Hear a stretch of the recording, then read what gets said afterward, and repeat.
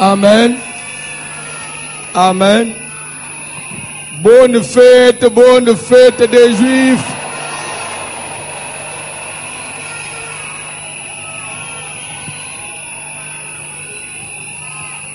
Nous, on est venu fêter. Si toi, tu es venu au deuil, Talio. Nous, on n'est pas au deuil, on est venu fêter. Si tu es matanga, ba otuno na na kufi. Yeso ya biso za analilita te.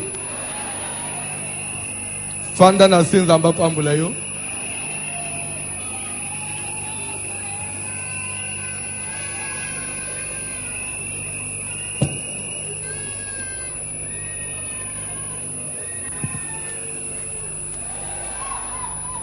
Amen. Tozo le kanali loba na Nzambe, je crois, le 5e jour. Il n'a jamais, toujours pas été facile d'intervenir après de brillants orateurs. Amen. Mais par la grâce de Dieu, nous allons essayer. Et que Dieu vous bénisse.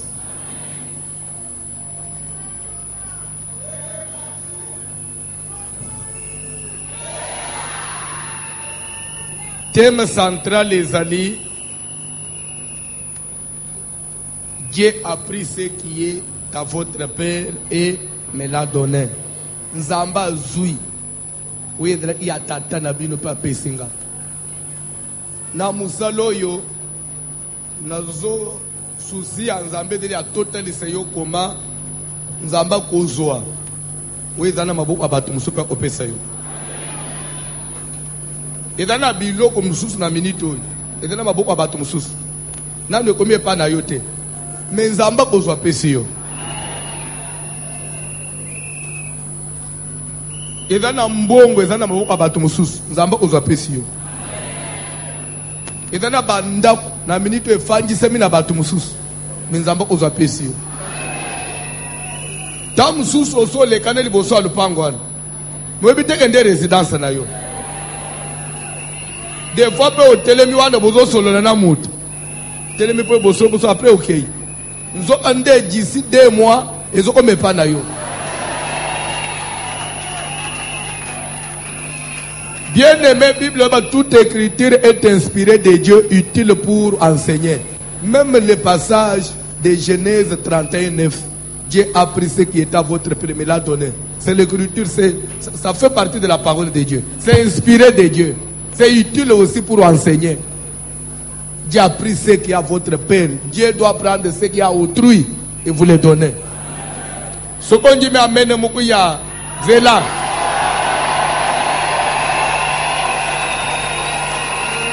Yoka. Ce qu'on dit, mais amène Moko vitaminé. Amène Moko enrichi. Amène Moko efficace.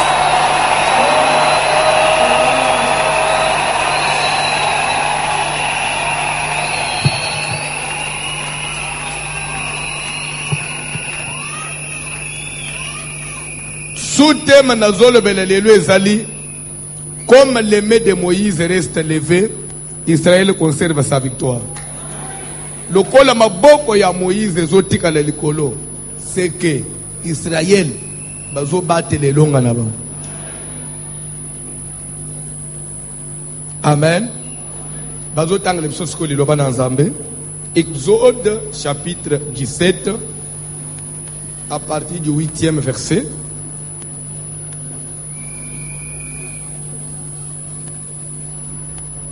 Là, je demanderai à tout le monde, levez-vous s'il vous plaît.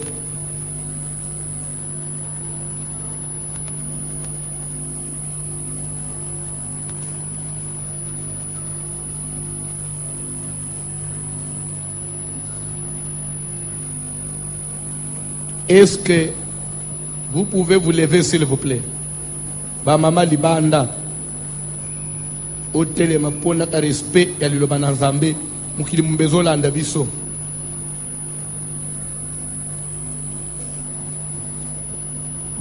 Exode chapitre 17e, à partir du 8e verset, nous lisons au nom de Jésus de Nazareth.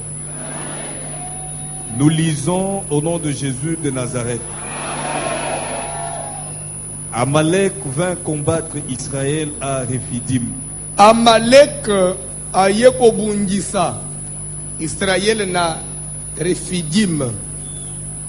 Alors Moïse dit à Josué, Ndena yango Moïse alobi na Josué, choisis-nous des hommes, ponele biso batu, sors bima et combat Amalek. bungisa Amalek. Demain je me tiendrai sur le sommet de la colline. Lobi ngai na kotelema likolo na ngomba, La verge de Dieu dans ma main. lingenda na nzambe na maboko na ngai. Josué fit ce que lui avait dit Moïse Pe Josué asali oyo Moïse asengaki ye pour combattre Amalek. pona kobungisa Amalek. Et Moïse, Aaron et Hur montèrent au sommet de la colline. Moïse, Aaron, Hur baye komata likolo na ngomba. Lorsque Moïse élevait sa main, Tangu Moïse abande kotombola loboko na ye, Israël était le plus fort. Israël bazalaki batu ya elonga. Et lorsqu'il baissait sa main, Soki akiti loboko na ye, Amalek était le plus fort. Israël bazalaki ko perdre, Amalek nda azalaki kolonga. Les mains de Moïse étant fatiguées, Maboko ya Moïse esili kolemba, ils prirent une pierre qu'ils placèrent sous lui baye kozwa libanga bafangisi ye likolo, et il s'assit dessus. ya afangi likolo ya libanga. Aaron et Hur soutenaient ses mains, Aaron na Hur baye kosimba maboko na ye batomboli likolo, l'un d'un côté, moko na loboko ya mobali, l'autre de l'autre. mosusu na loboko ya mwasi. Et ses mains restèrent fermes jusqu'au coucher du soleil. Maboko na ye etikali ya kokemba, etikali no moye kotaki. Et Josué vainquit Amalek et son peuple Mukolo yango Josué aye kolonga Amalek na libota na ye au tranchant de l'épée. na mupanga. L'Éternel dit à Moïse, Nzamba yebisi Moïse, écris cela dans le livre likambo oyo komango na Bible, pour que le souvenir s'en conserve, kwete batu babosa nango te tikala na mitu ya batu. et déclare à Josué que Peye j'effacerai bisa- la mémoire d'Amalek de dessous les cieux. Yebisa Josué nazo efase Amalek na se na moi. Moïse bâtit un autel Moïse atongi etumbelo tosukeli wana.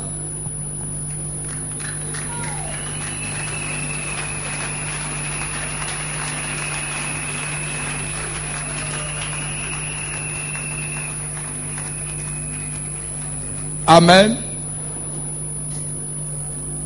Que Dieu vous bénisse. Bon appétit.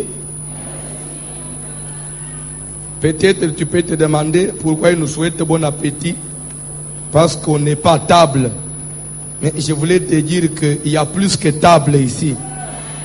Parce qu'il y a la table du Seigneur. Et nous voulons maintenant manger le repas de la fête. Zamba Pambola Mutumo. Comme les mains de Moïse restent levées, Israël conserve sa victoire. Elingi Olobani. Na passage batang. Bible ezoloba que Amalek aye kobungisa Israël na Rephidim. Et l'heure baye po babande bitumba, je sais pas, c'est pas inspiration ni Moïse azo ijoron. Moïse azo ebisa Josué, choisis-nous des hommes, sors et combat Amalek. Josué pouvait lui demander, mais maintenant, toi, tu vas rester faire quoi? C'est comme si yo zo banga kubunda, zo banga kukufa ngande zo tinda na bitumba, yo tikali wapi? Albite, ngapenda kotika kolala te. Moi, je me tiendrai sur le sommet de la colline. Na lingenda na nzambe na loboko na ngai. Et yo kende obundu. Bible zo ba na tongo, Moïse azui Aaron, azui Hur, ba matina montagne. Bakomi na sommet ya montagne, Moïse a telemi wana. Josué a vu tous les hommes de guerre à Kitina front pour nous kubuni. Bitumbe déclenché entre Amalek et Israël. Bible est là babandi ko bunda. Moïse kota kende kina montagne asimbili ngenda na nzambe atombole na likolo boye. Bible est là que Nathan Moïse azoma tselingenda na nzambe loboko nezo tombama. Sur les champs de la bataille côté bitumbezali Israël nde bazobi mabalongi babandi ko bomba banguna. Banguna bazo kokate banguna bakomi essouffler. Banguna bazo comprendre te bazo kufa bazo kweya na au tranchant de l'épée. Mais loboko wa mutu aza mutu azanze tete. Loboko ekotika le likolo ti erenini atoza sportif suko loboko elembaka. Suko loboko na ye esali crampe habité nakitsa muke pona nyolusa loboko. Na tanya zo kitsa loboko pona nyolusa bitumbe bongwa misikoyi. Ba ennemi ba malesite babandi ko kubuma Israël. Na kaya Israël batu babandi ko kufa. Bibembe bandi ko lala. Defete bandi ko kota. Ti le temps le poko zongi bien a matsili kolo bitumbe baluki lisusu. Israël bandi ko boma. Je ne sais pas. Peut-être il faut qu'on réfléchisse ensemble. J'essaie un peu de méditer là-dessus. Est-ce que là où se tenait Moïse, est-ce qu'il avait la facilité, il y a comme na camp il serait bitumbezali, ce qu'il avait na zamba, musika. Comment il avait l'information que ce qui n'a tomboli le bok, bango bazo longa, ce qui n'a dit bango bazo longa bis, c'est qu'il y avait une communication. Neptos Ozolan, Neptos Ozolan. Bible zolo que bateau suko ba matekina Moïse. Aaron a eu. Ben, il faut constater. Il y a un problème avec Moïse. Chaque fois que sa main reste levée, il y a la victoire dans notre camp. Mais parce qu'il est un homme, quand il se fatigue, il baisse sa main. Makambwezo bongwan. Que faire? Moi, je crois que dans la logique normale des choses, qu'est-ce qu'il fallait faire? Parce qu'Aaron aussi était leader, oui ou non? Une même chose. Aaron pouvait dire, le connaît yo lembi, fande pembe, nga ipena salenine, na ete yo, pesa nga likende nga pena matisa, comme ça, so nga pena lembi yo po salenine, oyo koti. Mais basale en côté. Ils ont compris que victoire, Eza et pas Moïse. Le boko est coupé c'est long. Eza y a Aaron te. Eza y a Ur te. Eza y a Moïse. Parce que n'oubliez pas. Amen. Alléluia. Aaron peut être na lingenda. Verset d'Aaron. Aaron peut être na lingenda. Moïse peut être na bâton na ye. Et utana umusika depuis Égypte. Bâton ya Moïse wana. Azongu depuis mu colonie. Na lingenda personne information peut-être éviter. Moïse adalaka berger. Nzambe azweliye lera zoboko le bibwele ya bopere na Jéthro. Un berger ne peut pas manquer un bâton. Kedeli ya kokamba nangu bibwele. Jour Nzamba zobenge ye na zamba Moïse à travers le buisson. Moïse ndimi Nzamba sololi na ye, je t'enverrai vers mon peuple. Moïse a bandu ko douter a sengelemu. Nzamba ebisie katu à la main. Abiché un bâton. Est-ce que bâton magique était? Est-ce que bâton na ye ya oboko le nango bampate? Nzamba bisie bois anase. Le na bois il le même bâton et bongo minyok. Nzamba bisie simba nguna mukil asimbi ezongi bâton na loboko na ye. Et c'est le même bâton ndakende kusana une démonstration liboso ya pharaon na kan ya Égypte. L'air ba jambresa ba ye pe na ba ya bango ba bâton ba bois e bongo mi ba nyoka. Nyoka ya Moïse Emeli ba nyoka ya ba jambresa. Et après Moïse simbi nyoka na mokila ezongi bâton. C'est le bâton ya Moïse Emeli ki ba bâton a bâton mususu. Reptos ko Zolande. Reptos ko Zolande. Moïse a bimisi bana ni sele en Égypte. Lena komi liboso ya mer rouge. Basuke liwani. Nzamba tunie zo bâton na yo beteli kolo amai. Moïse a beti maille fungwa bakati. C'est que Moïse avait un bâton. Reptos ko comprendre. Au comprendre côté bâton ya Moïse et Outa.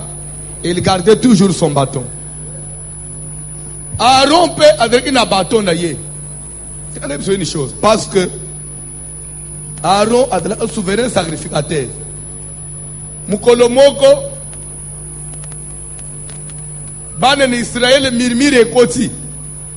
Pourquoi kaka tribu moko nde kambabiso tribu ya baleu tolembi ba ordre todo kana batumoko dima na biso kaka na baleu ba offrande to pesa ka baleu biso nyoso za bana ya Abraham koma tribu moko monele biso en tout cas trop c'est trop baluka tribu musupe kamba makelelo ale omie panza mezamba bite bako tungisa bino te Moïse muto pone tribu ya baleu ezangai suki bazo mirimire contre balewi eza balewi te suki bazo mirimire contre ngai yebisa bango dans chaque tribu mukolo nyos azo lingenda na ye pe bozo na Aaron bokoma tribu de Lévi, tribu d'Issachar, tribu de Zabulon, tribu de Juda bokoma bakombo bokamata les 12 bâtons bokende kolali sango na tente d'assignation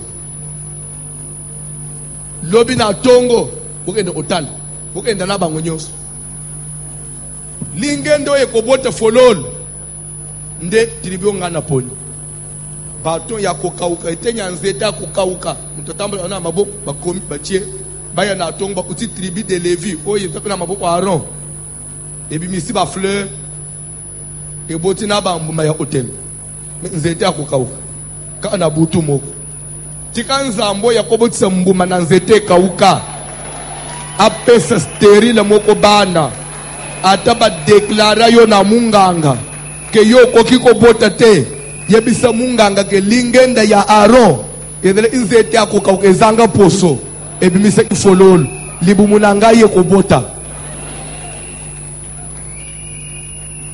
Ne te décourage pas, landanga bien pesanga mato ilelo nebite na etani nozomi kutela na pokwa mais peut-être ozoya na makamuna zamina loyenge webi na ndenge peut-être makamuzamba kusolo na pokwa wate. Quand on parle de la fête des Juifs, peut-être pour toi, je ne sais pas. Amen. Na yamba ki papa mokulobi na biro. Atuningai, pasteur. C'est un passant, je ne sais pas, na flash. Ah oui, c'est d'ailleurs. Pasteur, pourquoi vous êtes chrétien, vous célébrez la fête des Juifs? Quand est-ce que les Juifs vont aussi célébrer la fête des chrétiens? Et vous savez d'ailleurs, les Juifs n'aiment pas les chrétiens. Parce qu'il y a ce qui est Israël. Mais non, la fête des Juifs, c'est tout simplement une appellation. Ce n'est pas que nous célébrons la fête des Juifs comme si on célébrait une date selon le calendrier des Juifs, non. Les mais na kutani na mwana no mo na musala invité ngake ya na fête des Juifs en église na biso. Notre fête des Juifs zani. Na tu me kuma vous les chrétiens vous na comprendre te pasteur peka mutwa aina biloko na yowan albi rezema to kutani na yo expliquer ngai nenga na zwangu mabemba na moko na bito suko bozolanda ça dit que bela ba to ko de la fanjao azobi na zo sauter mais ils bien loko zo le kadawa te landa mate okobi malelo ndengo ya ite babimi na tongo bapanza ba baton bakutia Aaron et boti fleur Nde bangunyo subangangi, c'est que c'est cette tribu que Dieu a choisi. Depuis lors, la fiotola il sustain. Mais nazo kama sikoi. Aaron amatina Moïse na montagne. Aaron de apena lingende. Lingende pe ya pamba te e bota na fleur. Akukipe koloba na Moïse ke na lingende pe bota fleur o yedi yangu bien. Awo lembi vande pembeni. Ngai pena simba na matsananu ya ngai. Ni asali yangu te. Na lingende komo kwa landa ngai. Nile yele ki Moïse que yo Josué kende kubunda kende na front ngana zo matana montagne. Et en réalité, s'il faut ce qu'on landela, fond ya likam. Qui réellement était au front? Est-ce que c'est Josué ou c'était Moïse? Parce que Josué qui était au front, victoire na ye, ils ont eu na énergie te, ils ont eu na ba tactique te, stratégie te, ils ont eu na loboko ya we na montagne. C'est tout monde ozolanda. Aaron na ure ba yokotela ba limité. Likambo moko eza na place. Chaque fois que Moïse lève sa main, victoire ezoya. Ezo kita tozo défaite. Que faire? Bible ezoba que Aaron na ure ba ke obende libanga. Et je vais vous dire une chose. Peut-être autant que la Bible comprenne até. Aaron na ndenga ya physique, il était grand frère à Moïse. Adaya Moïse. Mais,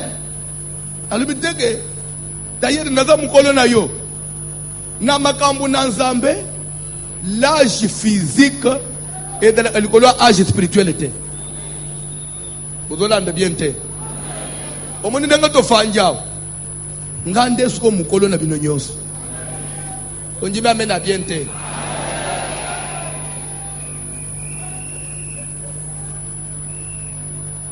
Ou bien peut-être comprendre atelier le ben ngasko papa François papa neza papa yani nazana ja obote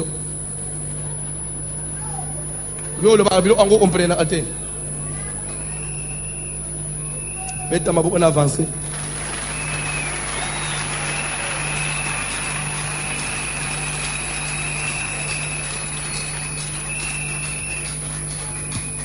Aaron atale ibisi urete photo ça le mokwa batiki Moïse azobunda na ba position na wana atombola akita bango bakembangu likolo ya montagne na babandi koluka libanga bamuli banga mokwa munene bazotindika Aaron na ire bazotindika ti bayena komisa na makolo ya Moïse babisi Moïse fan kitesiko fan parce que awo loboko ezoma tezo itezolemba plus tard makolo pe kolemba ce qui peut na makolo elembi e kodele plus dangereux fanda avant ma kolono elem fande kola libanga afandi si Moïse. Bible doba ke Aaron kimi alikina loboko na mobali ura alikina loboko amwasi baye ko simba sikoyo oya simbi loboko wa Moïse amatisi boy oya pa simbi loboko wa Moïse amatisi boy so maboko wa Moïse eza sute ke telemi na énergie na ye mokote et telemi sko na énergie ya bato mosusu lere yango etikali na likolo mwaye lembe ni suto kitisa boye ezate buki basimbi ezalo ko lusko mwana bamemi na mukongo ya lemba kate babuka etikali suko likolo basimbi yango boye bible leta maboko ya Moïse etikali likolo victoire pe na ka ya Israël ba conserver yango. Bible doba ke Josué abandi ko beta Amalek ti na butu pe alongi Amalek. Pourquoi? Parce que Aaron a eu de comprendre que ce qui est maboko à Moïse etikali likolo tokolonga. Ça veut dire quoi maintenant? Je vais expliquer et je vais interpréter. Qui est Moïse? Qui est Aaron et Hur? Qui est Josué? Et qui est Israël? Qui est Amalek? Liste moulaye. Comme les mains de Moïse restent élevées, Israël conserve l'ande bien. Na lingo yeba nzambe yo nanga itozo sambel. C'est un Dieu de luders. Dieu c'est un Dieu de luders. Nzambe na lolengana ya kosala na lolengana ya esaleli nzambe azwaka mutu moko asali na ye pour la victoire de plusieurs. Soko yebite banyama nzamba kela bango kela biloko nyonso même banyama soko zo yebate jamais nzamba kela inyama ya mobali alalisi nyama ya mobali pongi afunguli panza asali nyama ya mwasi te na banyama nabikela munyonso nzamba sali au même moment ya mwasi na ya mobali ya mwasi soko yebite mais pona batu nzamba sali mobali moko après alalisi pongi abimisi mwasi epa na ye. Et de ces deux personnes nde baye ko bota batu nyonso batondisi mukili yao. Est-ce que mutu moko azolanda? Pona batu nzamba travailler différemment na banyama. Pona nini? C'est pour qu'il y ait la hiérarchie. C'est pour qu'il y ait l'ordre. Dieu n'est pas un Dieu de désordre. C'est pourquoi même Bible que le plus loin doit que car Dieu est le chef de Christ. Christ est le chef de tout homme et l'homme est le chef de la femme. Pourquoi? Et quand est-ce que l'homme est devenu chef de la femme? S'il vous plaît, landa mboya mubali azaka mukunzi ya mboya mwasite suki boyebite lion azaka mukunzi ya lion te et pas banyama et chef na être faible te baza ndenge moko suko yebite taka na Bible mona o sikoyo nyau ya mubali azaka mukunzi ya nyau ya mwasi soit soumise na nyau ya mubali siko yo mboya mubali ya mwasi oza soumise te makambo ya soumission ezaka epa bato nzamba sala bongo lelo soki mobali akomatisa voix likolo ya mwasi parce que la femme a été tirée de lui. Dieu c'est un Dieu de leader. Nzambe asalaka na mutu moko na sima victoire ya mutu moko ekite likolo ya bato mosusu. Même salut yo nanga tozana e utina mutu moko Yesu Kristo nde lobi ko tozana liwo to kufaka yo nangai e utana mutu moko na Adam nde biso nyo tozo sala nini tozo kufa landa bien muto comprendre makambo Satan des fois comprendre makambo na Nzambe ko leka ba chrétien Israël ba mesana ko bunda mukolo moko bakebi tumba contre les Philistins.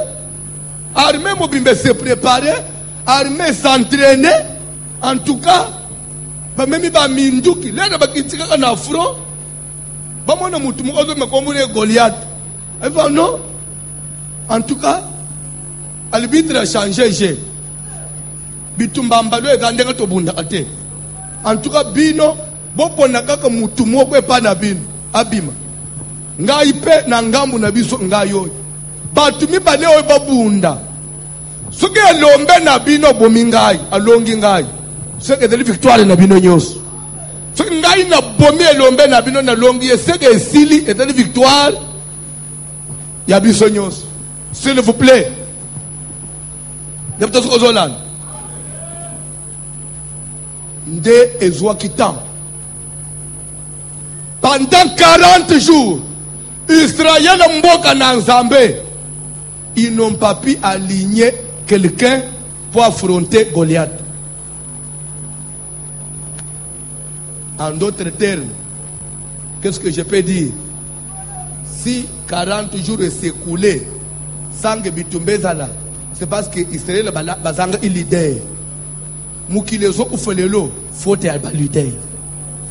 Tout leader, ce n'est pas celui qui se tape à la poitrine, qui passe tous les jours à la tête et n'a leader. Qui leader bakana kangute otomona kana mboka na leader bakana kana leader. Moi je croyais que Saoul était leader, mais Saoul a qui met Goliath.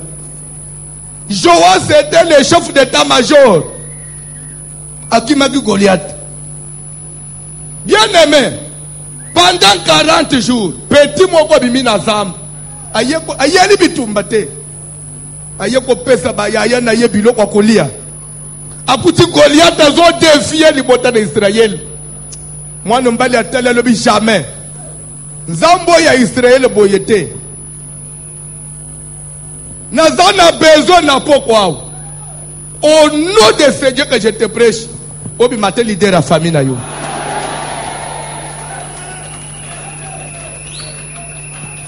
Nazana besoin na ndamateya, na kona mulai mingite. Bozala ka ba fana ya football, ngana kipaka sporte. Ya kolanda ba football ba nini ekotanga te. En tout cas, na nature na ngai. Peut-être ko anse na kosa. Ukuvanda na ngati ukomona tezo na kipaka ngote. Soko ye singata na TV la iselongi ya Messi na yebi ngote. Je vous jure devant Dieu. Pas na kipaka ngote, na nature na ngana kipaka. Na zo ngote. Na zo ngote. Koko ndane ngati kujijenga oh. Uzujijenga na seleni.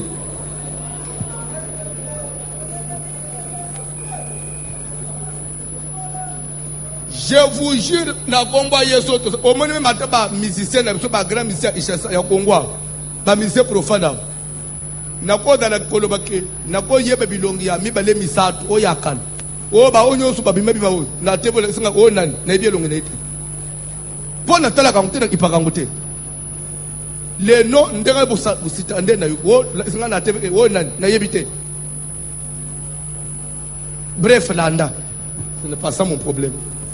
Bolanda ba football. Po yoga ke équipe boy ke sam.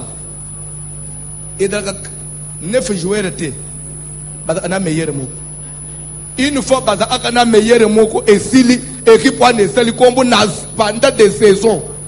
Ne peut-être ko yeba. Pour équipe zo football et zo coupe, équipe à football et zo coupe. 9 joueurs mutu ba chaka bimba la mokote. Ba chaka bina mutu moko. Et ce qui mutu moko chebi, équipe mbesali nini? Ezu coupe. Pas seulement équipe ezu coupe. Congo mobimbesali nini? Et s'appelle. Mais on s'appelle victoire, il y a combien de personnes? Et si tu peux comprendre ça na foot, la liste auto kende na makambo na Nzambe. Soko yebite. Moïse, il est le berger à Israël. Ce qu'on m'a dit na bandelio na Moïse depuis le bandeli à Nzete, bâton ya bobo le nango bibwele. Mubo le ya bibwele ba benga enan. Berger, oui ou non? Et ce qu'on y a été pasteur, tout celui qu'on appelle pasteur, ça ne veut pas dire qu'il a un ministère pastoral, non. Pasteur, ça vient d'abord du mot paître. Nous pouvons coller. Il y a d'autres paîtres, berger, en d'autres termes. Moïse, c'est le berger. Moïse, c'est l'image du pasteur. Moïse, il est l'image du père spirituel. L'entendez bien. Amen. Alléluia. Alléluia. Bien-aimé, bitumba eye entre Israël na Amalek. Moïse a comprendre que Nzambe asalaka na ndenga masete. Il est le Dieu des leaders, asalaka na batu. Et victoire est d'abord physique, tout commence par l'esprit. Bible dit que Moïse a mati na montagne. Aye bisi Josué yo kita na front. Moi je me tiendrai à la montagne. Je vais dire quelque chose à quelqu'un. Même Jésus-Christ de son temps, toute la nuit il était à la montagne. Et lorsqu'il descend le matin, la femme de la perte du sang pouvait seulement toucher le vêtement sans que Jésus le sache. Elle était guérie. Pourquoi les miracles s'opéraient à niveau 1? C'était parce que la nuit, il avait déjà travaillé cette victoire. Beaucoup de chrétiens échouent aujourd'hui parce que ils pensent que pour réussir dans le commerce, et parce qu'aucun enfant est belé dans Dubaï et dans Chine, ne réussir dans le commerce. Non! La victoire des enfants de Dieu commence d'abord par la montagne.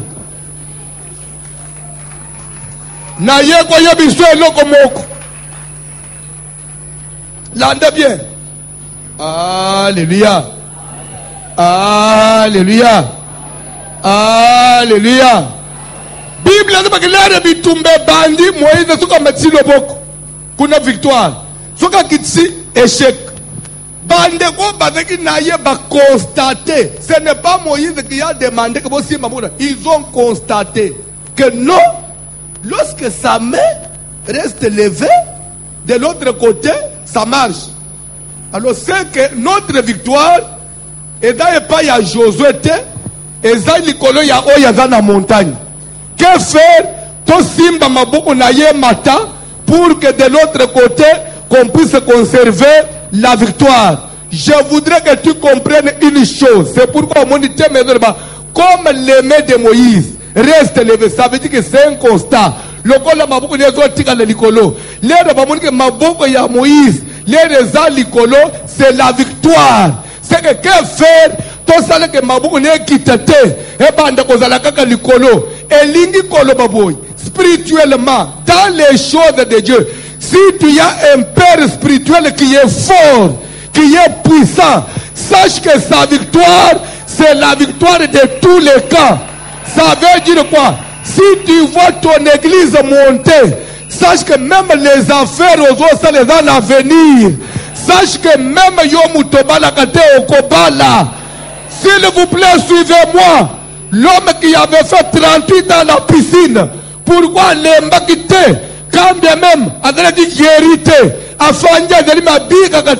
mais il n'a pas quitté la piscine parce que il voyait que les mains de Moïse étaient toujours levées. Ça veut dire quoi? Il y avait un ange qui descendait de temps en temps. L'ange n'avait pas encore cessé de descendre. Il a compris que comme l'ange continue à descendre, c'est qu'un jour ça sera mon tour. Les dieux que nous prions, ah, tu as fongola. On dirait qu'on comprendre. Landa, nalingi na illustrer angu na exemple moko facile pour comprendre na pété.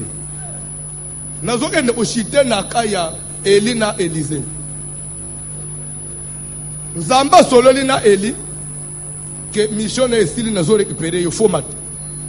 Est-ce que vous landa Élisée peut à Nzamba se révéler, il paye à comprendre que vieux yazoken.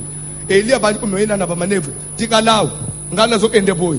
Ye palmite na otika yote. Tika lao na zo kende boy. Ye quelque part je me suis demandé est-ce que Eli sentiment na ye edeleki ya soke Elisa tikali akende sango tikali eloko nde souci na ye ou bien inini non edeleki souci na tika ye pam.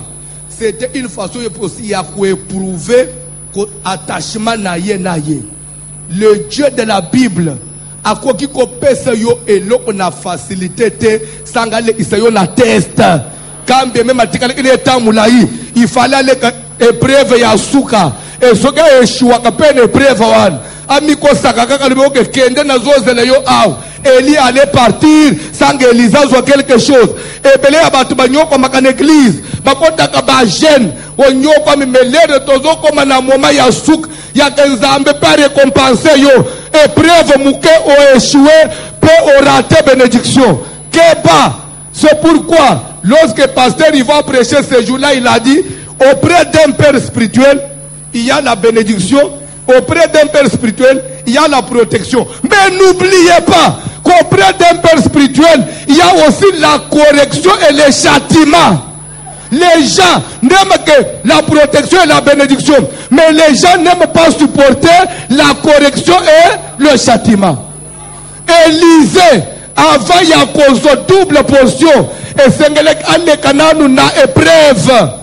Reste ici, Dieu m'envoie telle part. Abi jamais. Depuis ton bandé na yo, nanu na tikalete. Comment les lots na tikal? Je suis avec toi.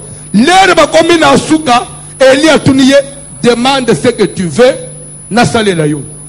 Puisque ouvertement je te dis les lois n'ont pas talibé là. Abi donne-moi la double portion de ta puissance. Et là tu dis Nini double portion de ma puissance. Mais tu demandes une chose difficile. Je me suis posé la question qu'est-ce qui était difficile? Et la chose était difficile pour Eli ou bien pour Élisée. Parce que Eli pouvait frapper sur le Jourdain. Eli, avec une seule parole, il pouvait fermer le ciel pendant 3 ans et 6 mois. Qu'est-ce qui était maintenant difficile? De donner la double portion? Ressusciter les morts, il pouvait. Mais qu'est-ce qui était difficile et pas naïe? Je pense que cela n'était pas difficile pour Élie. On est tous d'accord. On est tous d'accord. Jusqu'à là, on est d'accord. Maintenant, la chose était difficile chez qui? Chez Élisée. Pourquoi la chose était difficile? Parce que na nature ya mutu. Mutu njimaka mutu te. Na nature ya mutu. Mutu njimaka mususu te. So omoni mutu njimi mutu. Azaya nzambe. Même ndeko zo tambula bo. Osali eloko. Omoni muninga félicité yo. Pas njimi yo. Aza muninga solo. Mutu nyoso monaka mutu azaka na jalousie. Mutu azaka na envie. Mutu azaka pourquoi kakaye? Pourquoi pas moi? C'est ça l'homme. C'est pourquoi Élie lui a dit, tu demandes quelque chose qui te sera difficile pour toi. Ok, je te donne le dernier test. Regarde-moi quand je vais monter. Regarde-moi quand je vais. Si tu ne me vois pas quand je monte, en d'autres termes, soutenir ngai na mata. So ngai na mati nde yope na simo selinini opambolama. Simba maboko wa Moïse salanini. Tu veux être grand dans les choses de Dieu. Tu veux aller loin. Tu veux que Nzamba pambola yo. Bien-aimé dans le Seigneur, si les mains de celui que Dieu a placé devant de vous restent levées, sachez que tout ce que vous avez comme problème est comme facile. Est-ce que quelqu'un m'entend? Je veux l'ande très bien. Au conseil pour qu'on quelque chose. L'ande bien. L'ande bien. Ne sois pas de ceux-là qui sont à côté de Moïse. Seulement pour constater que, Moïse a muto landak. Tokanisaki kaza mutu na zambe. Yepe maboko elembaka. Na yepe maboko elembaka. Pelere maboko na yezo lemba zo kitisa. Batu bazo sala nini? Ozo comprendre te. Suki Moïse a lembi le boko kiti, isena bazo sala nini? Bazo kufa. Bazo perdre. Misale zo beba. Bazo kunda bana. Arona Baboy kukita na montagne mbangu. Babanji ko belela. Suki bozo kufa. Boyebite. Akitisi loboko. Nde perdre bozo puisque yakitisa loboko. Ils n'ont pas fait ça. Ne sois pas chrétien. On y a une église pour lire les faiblesses de l'idée. Pour constater quand la main est baissée, pour maintenant commencer à sauter. Non. Parce que lorsque sa main descend, c'est notre défaite. Je voudrais que vous soyez animés de l'esprit d'Aaron de Hur, qui comprennent que nous ne sommes pas là pour les combattre, mais nous sommes là pour les soutenir. Et les leaders, on les soutient, même lorsqu'il est dans les faiblesses.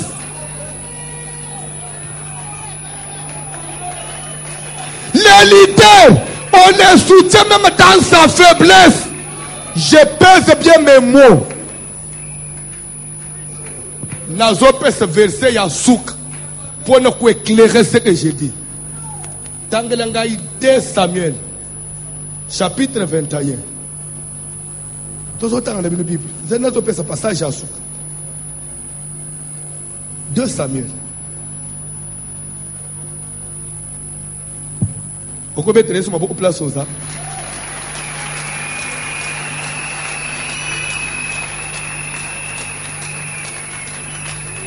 Ok. On doit dans le verset 15. Papa John, Tanga Bilo. 2 Samuel 21, dans le verset 15. Les Philistins firent encore la guerre à Israël. Ba Philistins, ba yeko bundisa lisusu Israël. Bitumba ya ba Philistins aussi la terre. Quand on dit encore, c'est que babundisa lisusu. Toquez rapidement. David descendit avec ses serviteurs. David a quitté la bataille. Et ils combattirent les Philistins. Abundisi ba Philistins, est-ce que vous me suivez? David a salini. A quitté abundisi ba Philistins, toquez. David était fatigué. Pardon? David était Nasima David a salini. Le banane fatigué. Le banane fatigué. Nani lembi? Mutu aboma lion, aboma ours, aboma Goliath.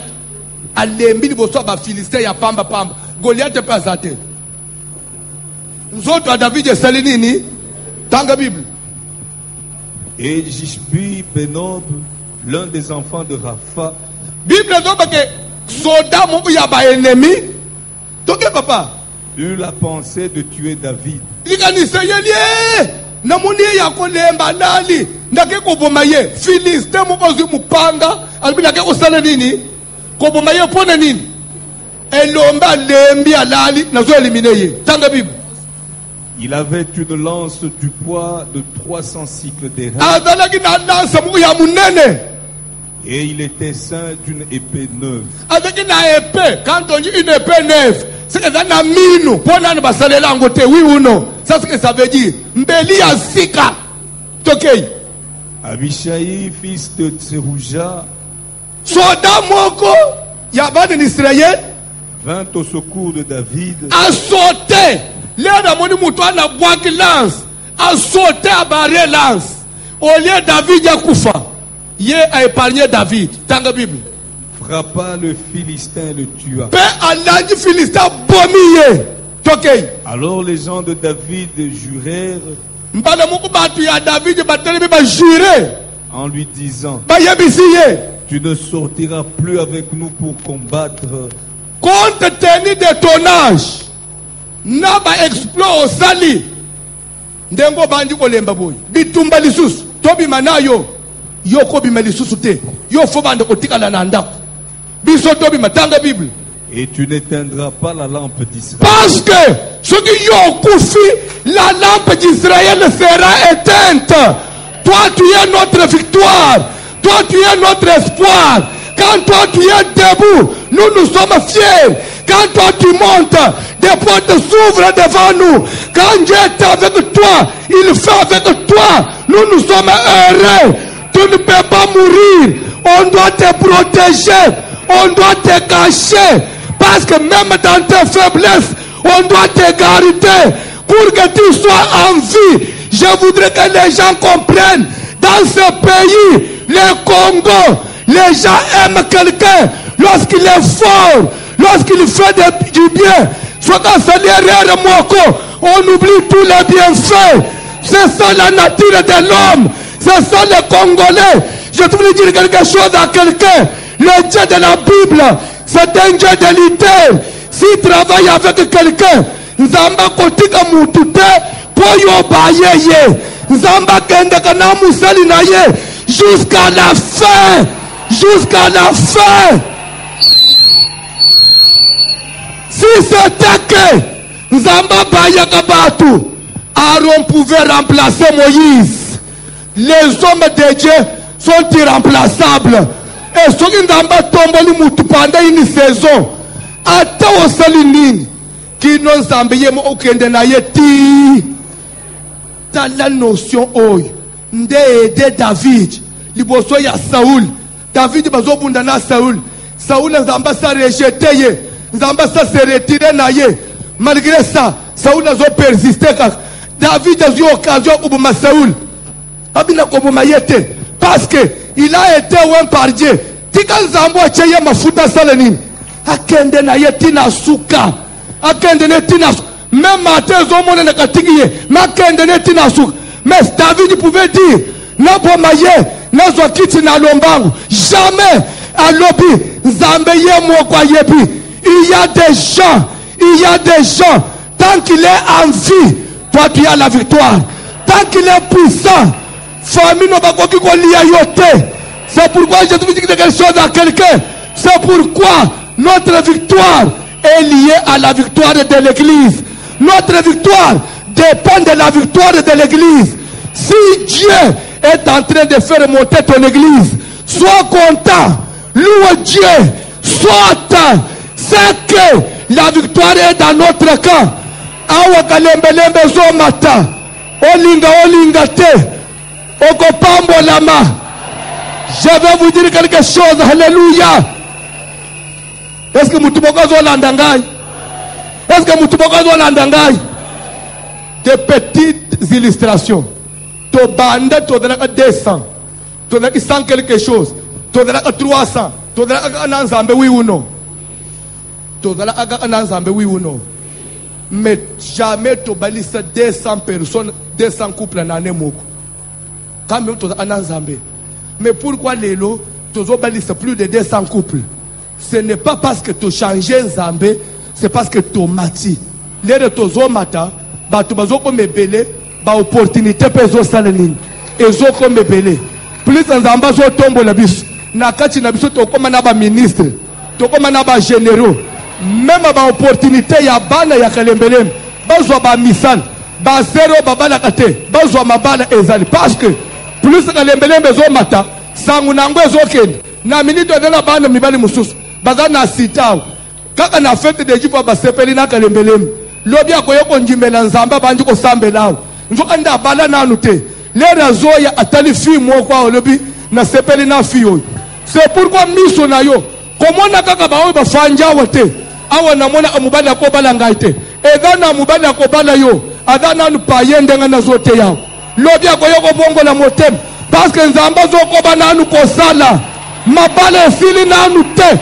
Dieu n'est pas limité parce que tu vois avec tes yeux. Dieu n'est pas limité parce que nous sommes aujourd'hui. Dieu n'est pas limité par seulement Banjimitoda na Bangwao.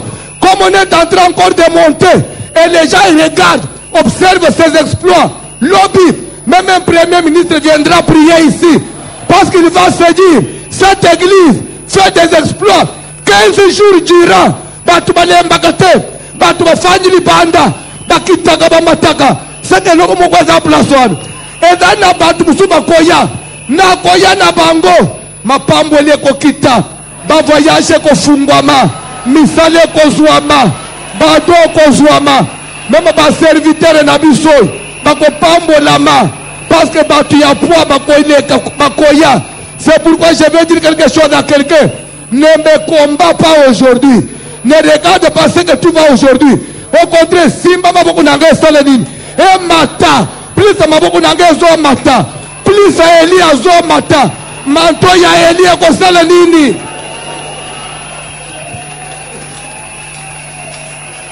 Nalini na silis. Je suis à la fin. Un jour, je vais finir par un exemple qui va vous faire rire. Na pese exemple mon église là.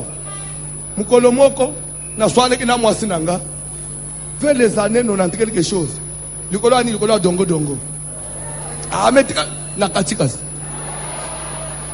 Yoka lelo to balana isika na bande kolinga mingi mipanzi na dongo dongo soki na le na moy na ke église na tikindambu fone oliangwa prière nga na ye prière pasteur moko eza pasteur teji oya asenga cha quartier 3 aye asa ande unanga vraiment to vanda na bien aya fanyi alelinzana bilo opeti kaleka wongana tikaki ama binatika mutunanza azui apesi ale asidisipe biloko nyonso na butunga pe na enanzala na ngai na kokota na kotika mutuka bala mo le bishofele nga biloko abite biloko ezate pasteur teja ale ngabo ke likambuta le fufoke kaso ale fufu na sombata kwanga bite mipansi esile poke so mipansi esile pomba kaso dongo dongo abi na dongo dongo esile mataba na dongo dongo na ngai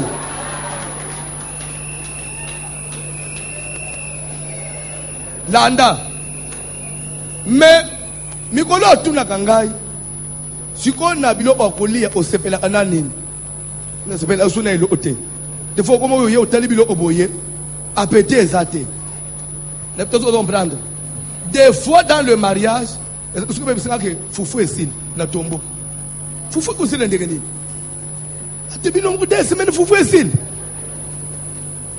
atuna angai me otuna asute ke fufu esili esili pone nini nebisa edele in niveau tozalaki omoni siko lere na mati na pantalon na ngai okolokota $100 je n'en fais pas un problème mais quand j'avais $10 soko soute na ngai te na mata soko njimaka te na mata quand j'avais $10 j'en faisais un problème pour que même na ndeko aliban sambela mubali amata kochana bazwa ya pamba te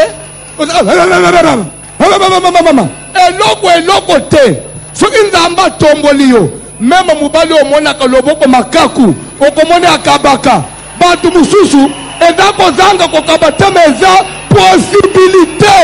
possibilité za limité mutu ozobunda na bakalikile na mutu sambela pona mobali na yo après musalo asala nini amata sambela pona ndeko na bino asala nini amata. Plus les mains de Moïse sont levées, il y a la victoire dans la famille. S'il vous plaît, wali ya mutozo mata na famille te wati ko yazo mata sala nini. Nakoloba quelque chose, même ceux qui combattaient voici le malaseka oh alingo la isanini oh alingo salani, mais actuellement le nom de la seka moyen là exact. Même si l'évêque Pascal Mukuna a organisé Miluluté, ceux qui voient tout organisé, et ça au nom de quelle assemblée, de quelle communauté, c'est toujours la CK qui monte. Et quand on voit les panneaux, on dit encore un CK. Pourquoi? Parce que les mains sont comment? Tika Mutazo Mata Salanine. J'ai mon message ce soir. Soutenez celui qui monte. Soutenez celui. Si tu vois que celui-là a la grâce de monter, soutenez-les. Aaron et Hur, ils ont compris que Moïse, quand lui lève la main, il y a la victoire. Même si moi, Aaron, j'ai le bâton, mon bâton n'est pas comparé à celui de Moïse. Nous sommes tous pasteurs. Nous avons les ministères. Mais le bâton de Moïse est différent du bâton d'Aaron. Le bâton d'Aaron est comme un fololo. Mais fongola ka mer rouge te. Et bota ka fololo. Mais la ka banyoka ya pharaon te. À l'heure où nous sommes arrivés avec l'église, nous avons besoin d'un bâton qui peut avaler les serpents de pharaon. L'église a besoin d'un bâton qui peut avaler les serpents de pharaon. Alors quand vous constatez que il y a quelqu'un dans sa main, il y a le bâton qui peut avaler les serpents de pharaon. Parce que je vous avais dit, je vais interpréter les serpents qui avalent, les bâtons qui avalent les serpents de pharaon, ça veut dire quoi? Ministère et pasteur. Et d'être capable de commettre qui a famille. Du fait seulement que vous soyez membre de cette église, na famille no bazo ko kayoli susute. Pona kosilisa edana mwana na bisomo kwao azaka aimita kapomba bwebiet le frère là aimita kapomba, il s'appelle comment? S'il est là, il va témoigner. Tu connais l'histoire? Il n'y a pas 2 semaines avant que tu fasses maman na ya kweya bambani akangami miswe baluki pemekati yepa koti na nda okuti mama bana bazo le mama kangami bazo boujete abandi pa au nom de Jésus fa mbala moko mona kaka mutozo de moi bandi kolo kanga munoko voici le mayiko salanini voici le makoti bobi bisa voici l'homme nazo bo mayo bobi bisa voici l'homme on voit la santé voici le mau c'est que les aussi mbala mo courage yelieti okosi okokende na yete non voici le mabima voici le ezama kambo voici le mate ezama kambo famille mutazo sambele mususu de moto non bimisa voici le matika maketali yote ezama kambo famille frère Mati pas maman Vandi naza wapi pasteur atunene na moni pasteur là baba ne ugenda nangai na moni pasteur François Yembango akanginga zongisi ngai mwana bengi ngai papa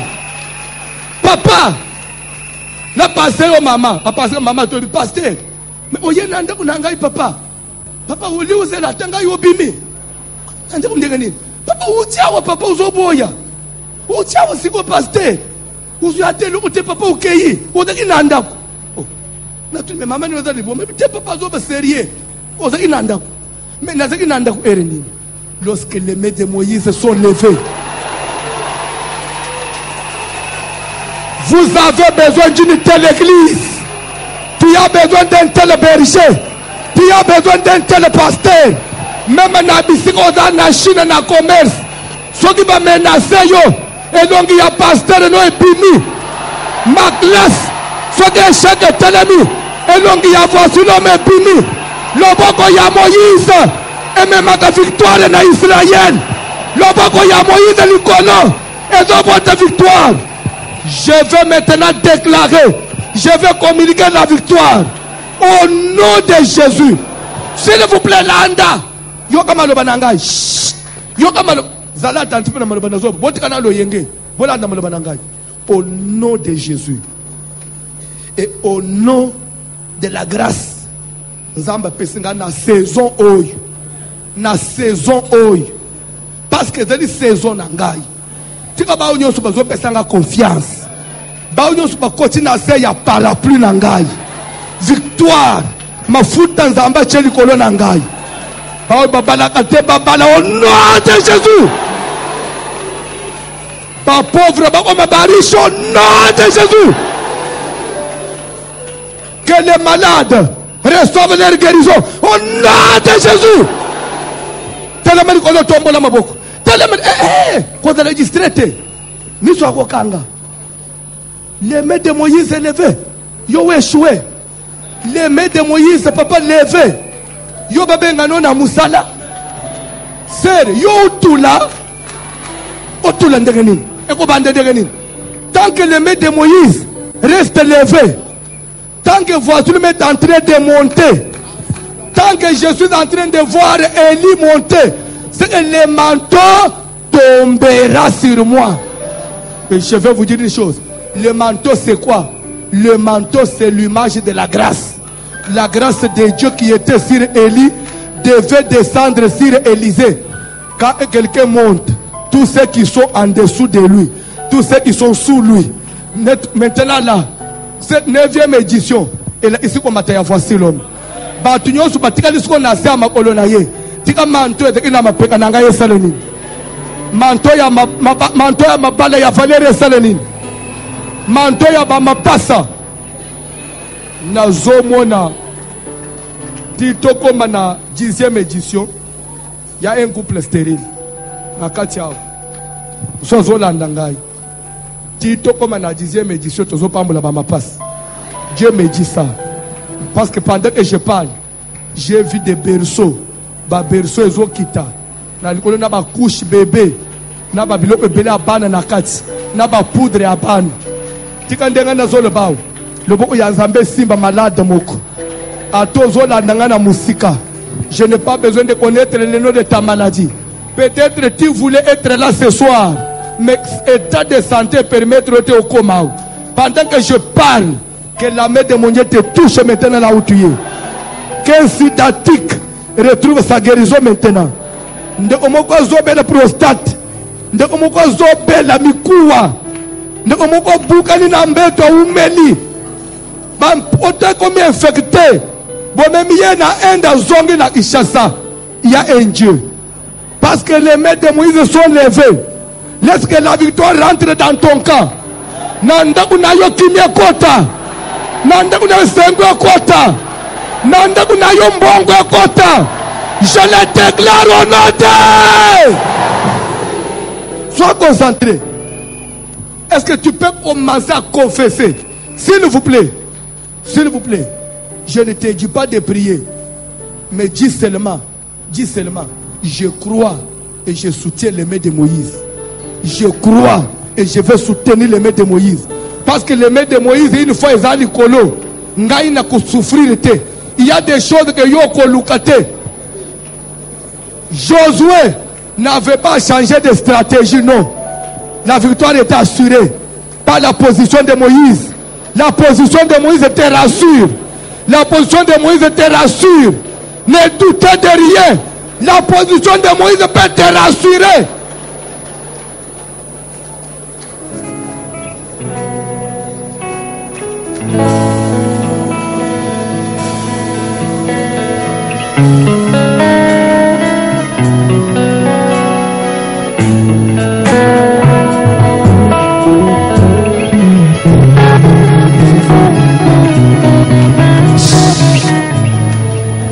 Tikala kimia, nazo prier siko.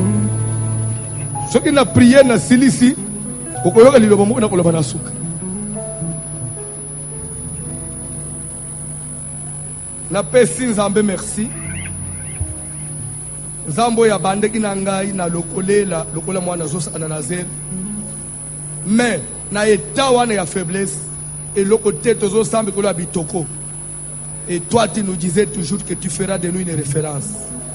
Et je ne comprenais rien na terme wana référence. Tu nous promettais toujours qu'on pambo l'église et qu'on y a mon naine. Tu entraîner ma foule, je ne comprenais rien. Tu me promettais toujours que qu'on peut s'engager tout puissant sur le plan matériel et financier. Voir même que je dans le gouvernement, je ne comprenais rien. C'est maintenant que je commence à réaliser que quand toi tu parles, tu n'es pas un fils de l'homme pour te repentir, ni un homme pour mentir. Je te prie, à partir de cette 9e édition, laisse que toutes les promesses que tu avais faites sur moi commencent à se réaliser dans la vie de chacun de ton peuple, dans la vie de ces hommes de Dieu, dans la vie de ces enfants de Dieu qui ont accepté d'abandonner leurs églises et de venir soutenir les mains de Moïse. Que la grâce, que la victoire, pendant qu'ils sont ici, que la victoire rentre dans leurs églises. Pendant qu'ils sont ici, que la victoire rentre dans vos commerces. Pendant que vous êtes ici, au Tikibane, nous avons un ange en Zamba, voici l'homme. Allons Sabango. Après Sabango, il y a la classe. Après son bon, nous parlons de la place à ça. À mon avis, porte les autres fungwama. Ba parents na yo bazo belé. Ma foute kita. Ma foute kita. Seigneur, je prophétise qu'à la 10e édition, nous à la mesure, il y a montagne sur la 5. Tu vas être capable à Otelem. Je parle en ton nom, en engageant mon ministère. Parce que tu es Dieu. Maintenant que ma main est levée, laisse que Israël, tout le peuple, tous les enfants de Voici l'homme, tous les babous qui biquent, même ceux qui sont au loin, tous ceux qui nous suivent, même une seule fois il a à nous suivre, qu'il conserve la victoire. La victoire dans ses affaires, la victoire dans son mariage, la victoire dans la vie de ses enfants. Que cet ennemi, cet esprit de mort qui chaque fois détruisait cette famille, l'esprit de mort qui a rongé ta famille, que ça soit la dernière fois. Goliath et la famille nayo, nazo kwei au nom de Jésus. Seigneur, merci. Parce que pour ces instants, tu as fait de moi une lampe pour plusieurs. Une lampe pour beaucoup de familles. Une lampe pour beaucoup de filles. Une lampe pour beaucoup de mamans. Une lampe pour beaucoup de papas. Pour beaucoup de frères. Je suis une lampe. Lorsque la lampe, lorsqu'elle est allumée, on ne la met pas sous la table. On la met toujours sur la table pour qu'elle puisse éclairer. Il vivait sous la condamnation de sa famille. Parce que les mains de Moïse sont levées. Azoua, ce qu'il n'avait jamais eu. Depuis que sa famille est famille. Azoua, au nom de Jésus.